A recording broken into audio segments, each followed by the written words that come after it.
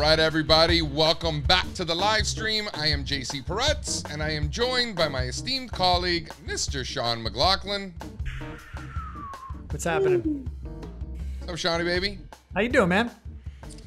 You know, I love our Wednesday analyst meetings. I really, really do. We talk about so many things that you are not interested in, global rates and yield curves and spreads and none of that stuff.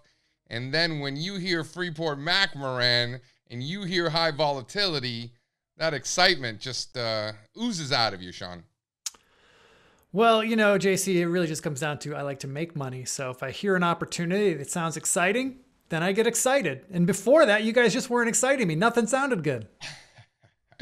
Touche. So, you know, this is one of those things where it's either a good buy or a goodbye, right? It's one of those things. It's either gonna, and that happens, right? It's not like one of those things where it really happens every day or every week or every month or even every quarter. You and I have known each other for a long time, and I just recall on multiple occasions us having a very similar conversation. In this case, it's copper and Freeport McLaughlin. So let's just lay out sort of the global macro implications here with one chart. And this is copper. Is it either a massive head and shoulders top and copper's going to come tumbling down, or is just this a healthy consolidation within an ongoing uptrend that is going to resolve in the direction of the underlying trend, which would be perfectly normal, right? So that's the question. Sean is still at the point where he doesn't care quite yet. He's intrigued by the copper, but doesn't care quite yet. And then, of course, can't have a conversation about copper without bringing in the one Freeport McLaughlin. Sean, like I said, you know, like copper, it's either goodbye or goodbye. Well, you know, you mentioned the head and shoulders pattern there in that previous chart. And I do recall you writing this weekend or earlier this week about how your favorite head and shoulders patterns are the ones that aren't head and shoulders patterns at all. So that's kind of what we're thinking here is if this head and shoulders, if you want to call it that, if that doesn't play out, then the opposite is going to be pretty nice. And so we're willing to make the bet here that this 30 level in Freeport McLaughlin is gonna hold here, at least in the short term.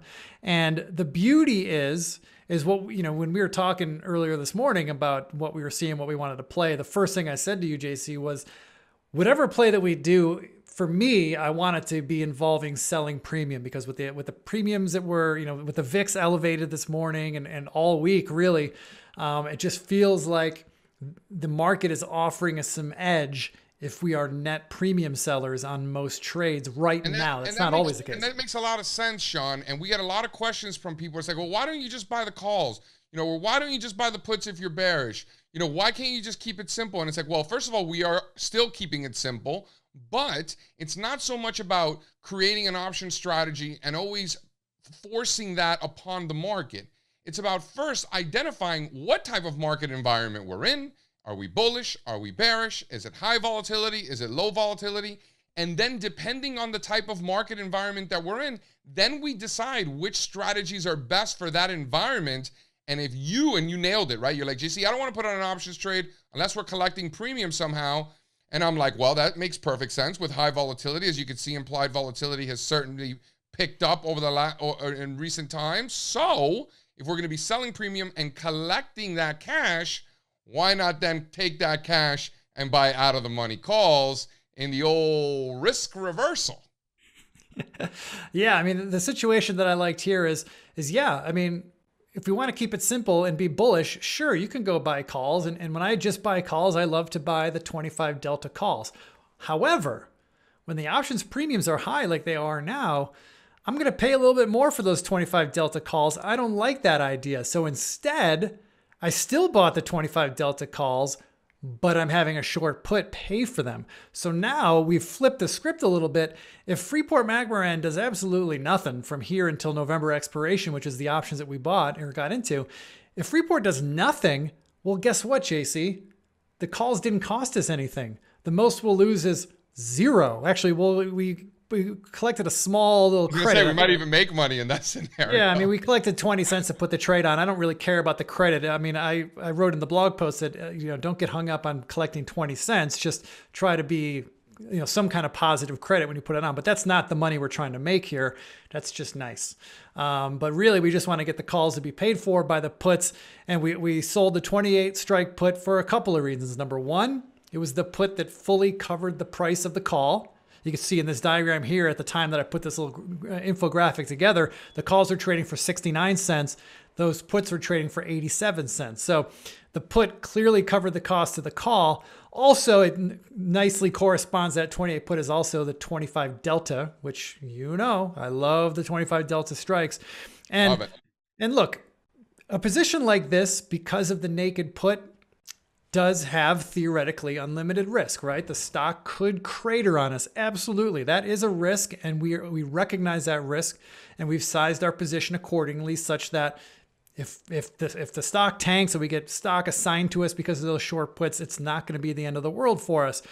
But the nice thing is the setup that we're watching, that you, me, and Strazer have our eyes on, is if we're wrong in this trade, we're pretty confident that we're going to be wrong pretty quickly. And the 30 level, if you want to go back to that chart that had the level on there, that feels like the really good level we could lean against. And if 30 breaks, if we can't hold 30, that's when we're going to get out of the trade. Yes, our short puts will still be out of the money at that point, but that's all right. The trade's not working. Our thesis is wrong. We're going to get out of the trade. It'll probably be a loss, but it'll be a small, manageable loss. Nothing to lose sleep over. But if we're right, we're essentially entering a trade for free that is going to be a home run. So the risk that you just outlined doesn't sound like any big deal, right? If we're wrong, we're wrong. Number one. Number two, what I love most is that we're going to know we're wrong quickly. As we were talking about it this morning, I'm like, we can know we're wrong later this afternoon, right? Or even tomorrow. Like, we're really going to know. And that's fine. There's nothing, we're not here to be right. We're here to make money. So the sooner we can learn that we're wrong, the sooner we can move on to something else. Right? That's what I really like. Instead of just sitting around, waiting, getting old and collecting dust. Like, that's no fun. So the worst case scenario ain't that bad. The best case scenario is we've essentially gotten the puts to pay for our calls. So it's almost a free trade, or basically a free trade. We're even getting paid for it, technically, if you really want to go there. And if Freeport rips, it turns into a grand slam, could potentially be one of the best trades of the year. That's right. Potentially. I mean, that's not my expectation. That's never my expectation when we go into a trade. But of course, we like to position ourselves for that possibility. And on the positive side, if this stock does start doing what we think it's going to do, I've identified the 39 level as a place where I will at least take some profits off the table.